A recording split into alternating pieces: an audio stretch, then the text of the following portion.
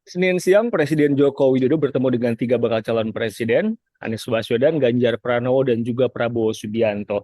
Tadi kita sudah mendengarkan apa kata ketiga bakal calon presiden itu. Satu, kata kuncinya adalah netralitas. Saya bersama politisi PD Perjuangan Marwar Arsirait yang saya baca beberapa waktu yang lalu sempat mengusulkan juga soal pertemuan ini. Begitu ya, Bang Ara ya? Betul, Mas. Betul sekali. Jadi setelah terjadi, melihat tadi visualnya, apa yang Anda pikirkan? Ya, senang ya. Saya menyampaikan kurang lebih mungkin pikiran itu sekitar 3 bulan lalu ya. Kenapa saya menyampaikan itu?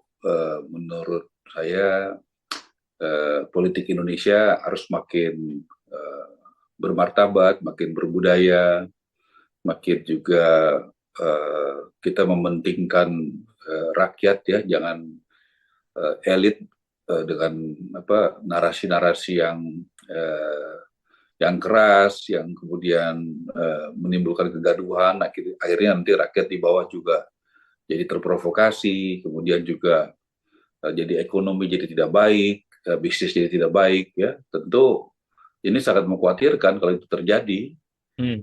karena juga saya lihat ini kan keteladanan itu harus mulai dari atas ya. Jadi ya saya sampaikan pikiran itu dalam suatu kesempatan, yang harus melakukan ini kan harusnya dari atas ya, yaitu ya Presiden Jokowi sebagai Ini pemimpin. kapan, Bung Ara? Mungkin berapa bulan lalu ya, berapa bulan lalu, saya 3 bulan saya rasa atau 2 bulan lalu, karena kita tentu sering bertemu dengan rakyat, dengan masyarakat, berinteraksi dengan teman-teman mahasiswa, tokoh pemuda, tokoh agama, pengusaha, dan budayawan. Tentu kami bisa merasakan betul ada harapan yang kuat, karena ada kegelisahan juga kalau sampai tidak stabil ya, dan Mhm. saling menghujat gitu ya. Dan lihat di sosial media, saya berusaha memonitor dalam waktu 1 jam ini, saya rasa tone yang nyinyir jauh lebih sedikit daripada yang positif. Ya, kita juga tahu dalam sebuah langkah ya pasti aja ada yang nggak suka gitu ya. Tapi saya yakin tuh pasti jauh lebih banyak yang suka. Saya masih ingat kok tahun 2019 waktu eh, 2 kali pilpres ya, pertarungan keras antara Pak Jokowi dan Pak Prabowo. Wah, itu sampai ke bawah tuh, sampai grup-grup WA keluarga banyak yang terpecah gitu ya. Tapi pada waktu Jokowi dan Prabowo itu ketemu ya, saya ingat itu inisiatif dari yang bagus ya, dari Mas BG ya, Kepala BIN, bagus sekali itu bisa ketemu tuh, di stasiun begitu. Kemudian akhirnya Pak Jokowi mengajak Mas Prabowo untuk bergabung dalam pemerintahan yang tadinya musuhan berat gitu, berlawanan berat gitu, bertarung keras gitu, bersatu. Dah, itu luar biasa, positif banget. Pelajaran dipetik, Walaupun jangan terlalu baper ya. walaupun ada pendukung-pendukung Jokowi dan pendukung Prabowo yang hobinya berantem terus gitu loh, nggak senang bersatu gitu. Walaupun cuma sedikit. Buktinya apa namanya, respon positif dari berbagai survei data, Pak Jokowi adalah presiden di seluruh dunia yang approval rating, kepuasan publiknya paling tinggi di dunia, mengalahkan Narendra Modi dari India dan sebagainya. Apalagi Biden jauh di bawah itu. Jadi Bung Ara, pesan untuk bersatu itu, perdamaian itu sangat direspon positif ya oleh masyarakat, oleh pasar, oleh market, dunia bisnis dan sebagainya. ya saya sepakat sih, mesti ada pemandangan yang sejuk, tapi tadi posisinya adalah dan pesannya adalah netralitas. Anda melihat apalagi yang harus dilakukan Pak Jokowi untuk menjamin netralitas ini ada? Karena kita tahu banyak pasang mata melihat Pak Jokowi karena ada Gibran Ya, berkontestasi di situ. itu tantangan Pak Jokowi ya, bahwa ini adalah pencitraan atau substansi yang benar. Ini adalah tantangan buat Presiden Jokowi karena semua mata akan melihat bagaimana Pak Jokowi, kan begitu kan, apakah dia benar-benar memposisikan sebagai presiden yang netral. Dia sudah membangun Indonesia 9 tahun ini dengan sangat baik. Tentu saya yakin dan saya doakan beliau akan meninggalkan yang baik gitu ya, seperti tahun 2004 Ibu Mega juga melakukan pemilu langsung yang betul-betul netral, baik. Walaupun Ibu Mega tidak berhasil ya, memenangkan itu Pak SBY, tetapi dikenang sebagai presiden yang memberikan di tengah kekuasaan yang dimiliki, dia berlaku netral, TNI Polri netral, ya, alat-alat negara itu netral, anggaran negara juga netral. Kita doakan itu yang terjadi, sehingga tantangan Pak Jokowi ke depan bagaimana netralitas itu tampak dari kebijakan, dari statement, dari anggaran-anggaran yang ada, sehingga pada waktunya Pak Jokowi dikenang sebagai presiden yang bukan hanya membangun infrastruktur yang luar biasa, Indonesia sentris, membangun IKN, tetapi juga seorang yang lebih mencintai negaranya dari apapun juga. Dan itu Sejauh ini bagaimana Anda melihatnya? Saya yakin bisa. Pak Jokowi itu tidak akan mempertaruhkan legasinya yang luar biasa, kenegarawanan yang saya pikir sepanjang Republik ini belum pernah ada presiden Indonesia yang saya lihat kepuasan publiknya setinggi itu. Ya, ini sesuatu legacy yang luar biasa. Saya nggak tahu berapa ratus tahun lagi Indonesia bisa punya presiden yang kepuasan publiknya bisa menyamai atau bahkan lebih tinggi dari Pak Jokowi. Itu sesuatu banget. Kalau orang nggak dipercaya, mau ngomong apa juga susah. Melakukan suatu kebijakan pada saat COVID, bagaimana mendapatkan vaksin, bagaimana ekonomi kita masih relatif stabil, berapa banyak negara yang jadi pasien IMF, berapa banyak negara yang sekarang kesulitan pangan, tapi di tengah kita juga tidak sempurna, tapi saya pikir banyak negara yang jauh lebih repot secara ekonomi, secara pangan, secara keamanan dari Indonesia. Saya pikir Pak Jokowi meninggalkan banyak hal yang baik gitu. Dan itu legacy yang luar biasa buat Indonesia ke depan. Legacy itu menurut Anda akan dilanjutkan oleh ketika bakal calon presiden ini, atau saya konteksnya lagi bicara tentang uh, posisi Pak Jokowi dalam keadaan yang sekarang. Di situ ada Prabowo Gibran, putranya, ada Ganjar Pranowo dan Mahfud MD, tempat Pak Jokowi datang dari PDIP. Bagaimana Anda melihat itu?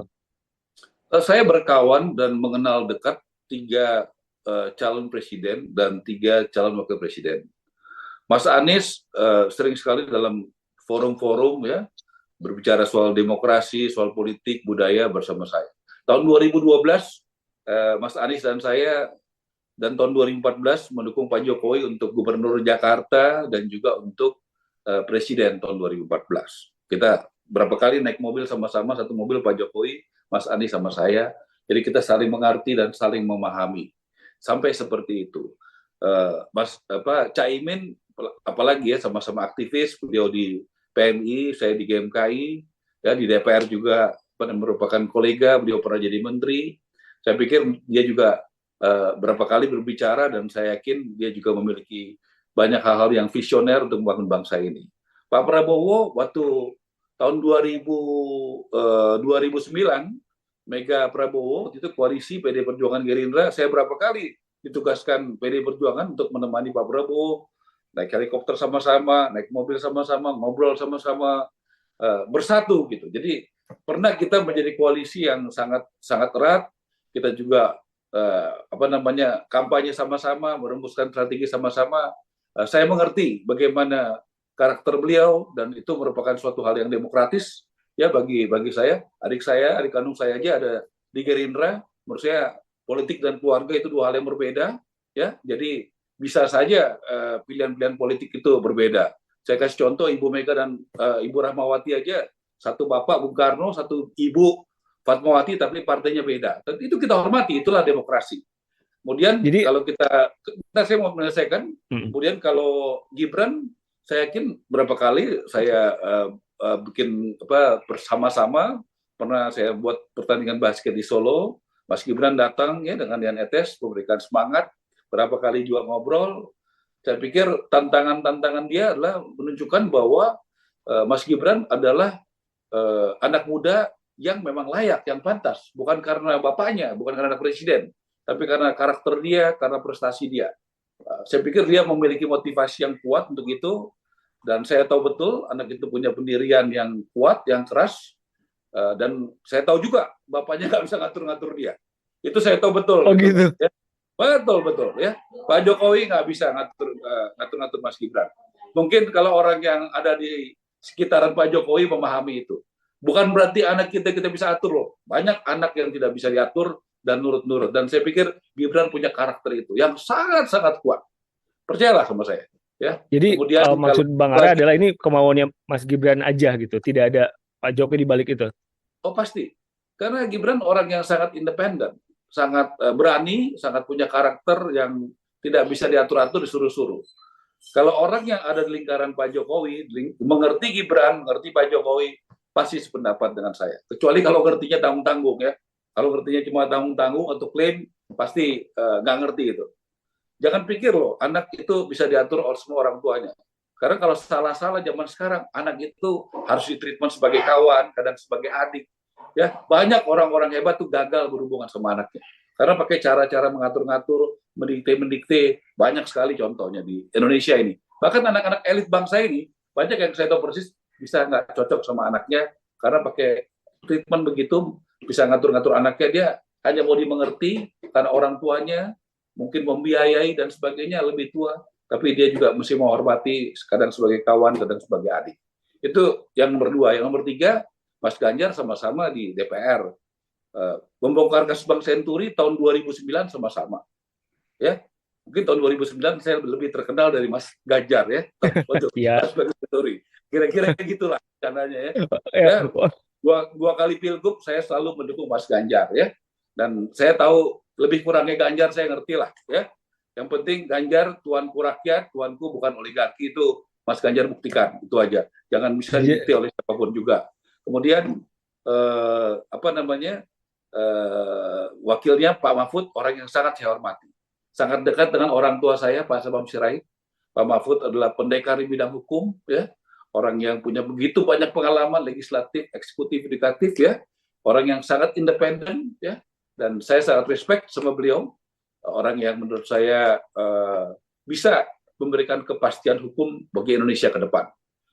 Jadi Bung Ara, sahabat jadi poinnya adalah, ini semua kawan saya.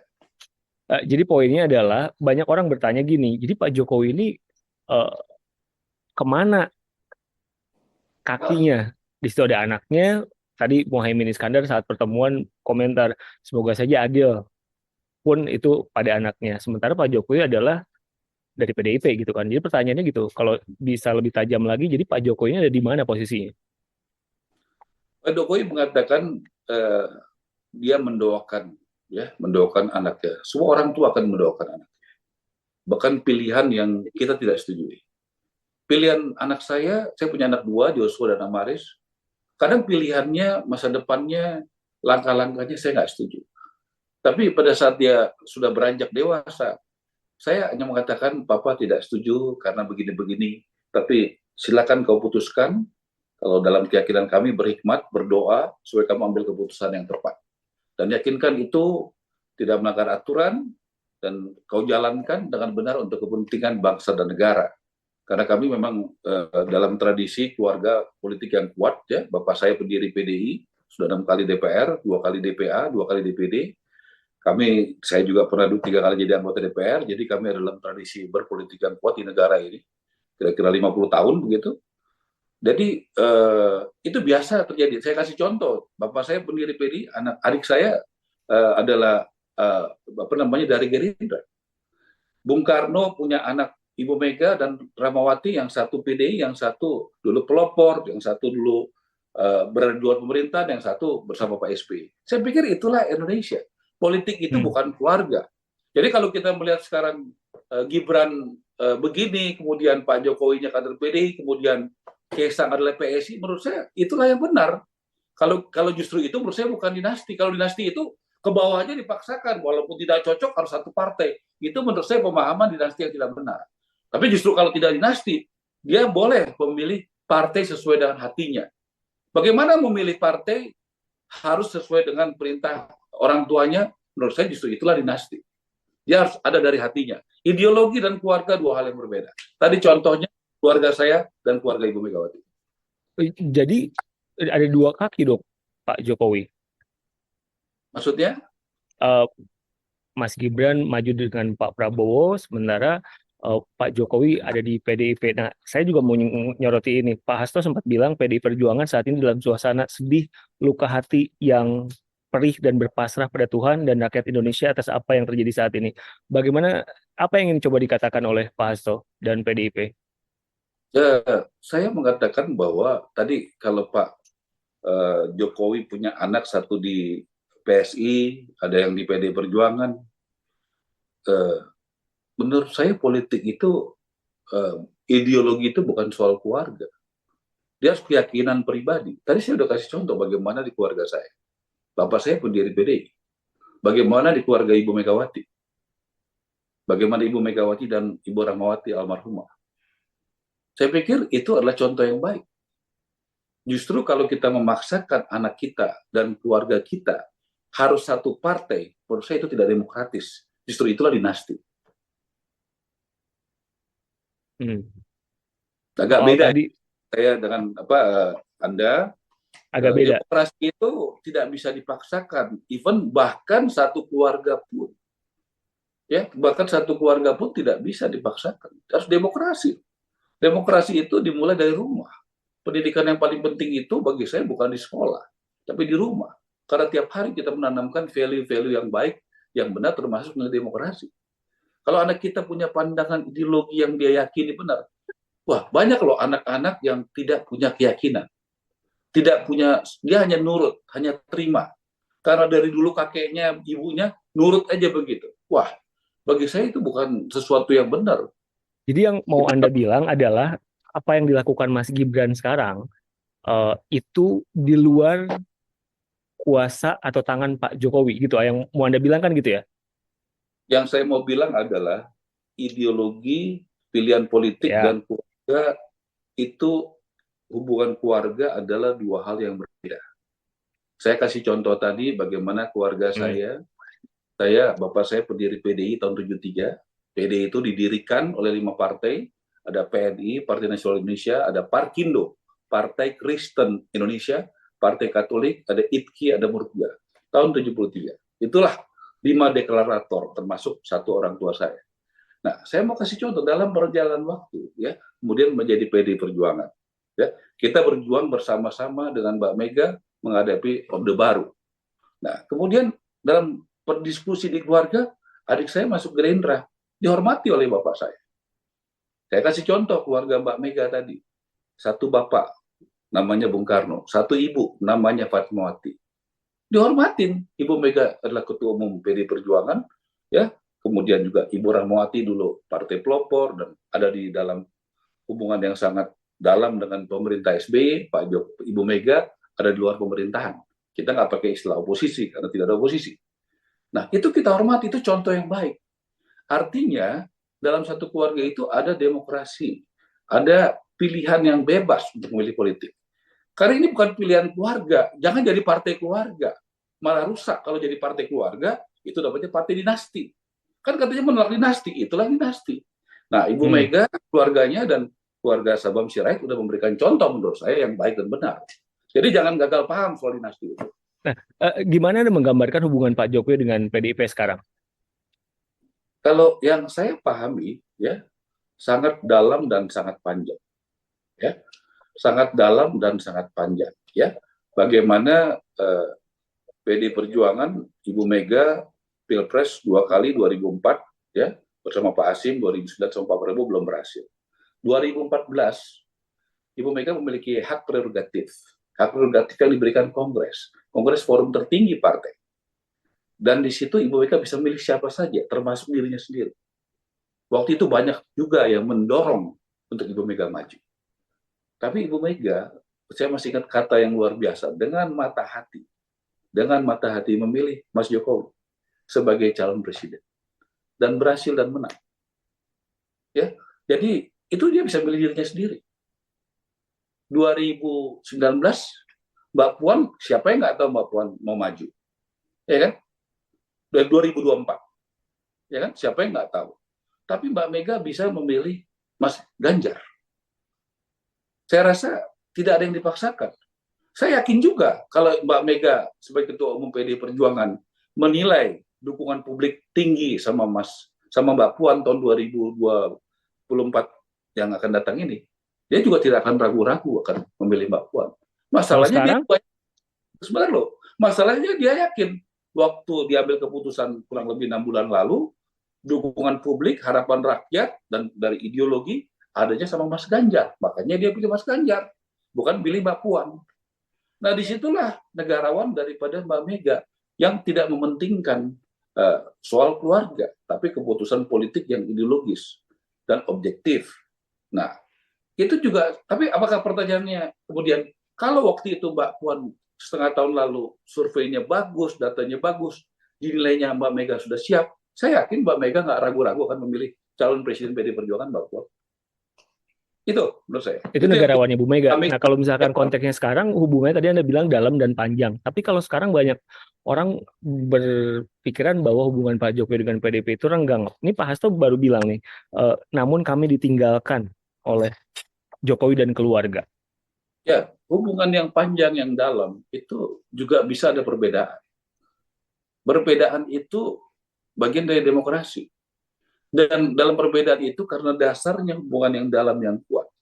Saya yakin ke depan hubungan Ibu Mega dan Pak Jokowi akan baik, saling menghargai, walaupun ada perbedaan. Sekarang gimana, Mas? Justru kita Bhinneka Tunggal Ika, kita berbeda, tetapi kita saling menghargai. Ya, gitu. Kalau semuanya udah sama, kemudian baru menghargai, setuju baru menghargai, menurut saya itu sesuatu yang nggak luar biasa.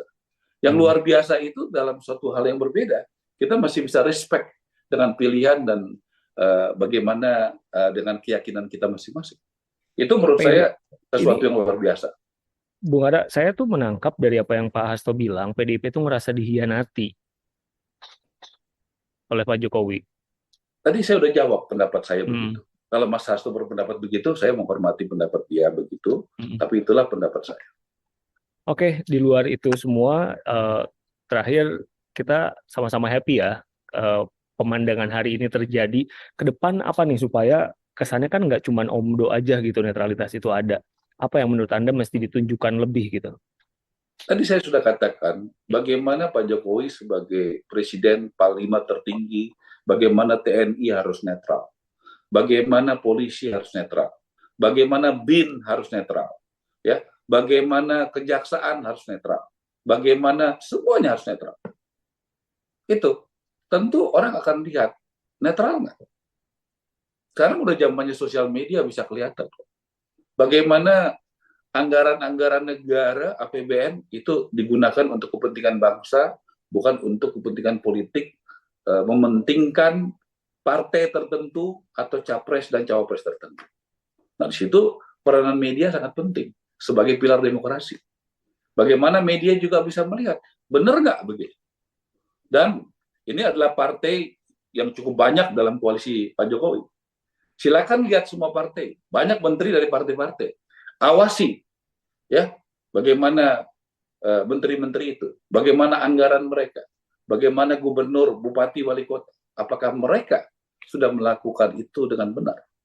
Saya rasa media akan menjadi penting sekali, dan saya percaya MTEK tidak terafiliasi sama politik siapapun, SCTV sama Indonesia, ya, pemiliknya Pak Edi saya yakin adalah negarawan, bukan ketua umum partai atau pemilik partai atau apapun, ya kan?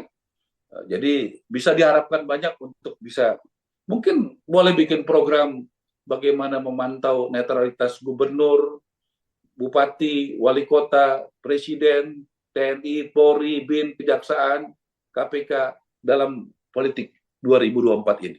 Saya pikir itu bagus. Kita bikin nanti, Bung Ara. Terima kasih meluangkan waktu untuk kami Liputan Amasi TV. Sehat-sehat terus, sampai jumpa. Terima kasih.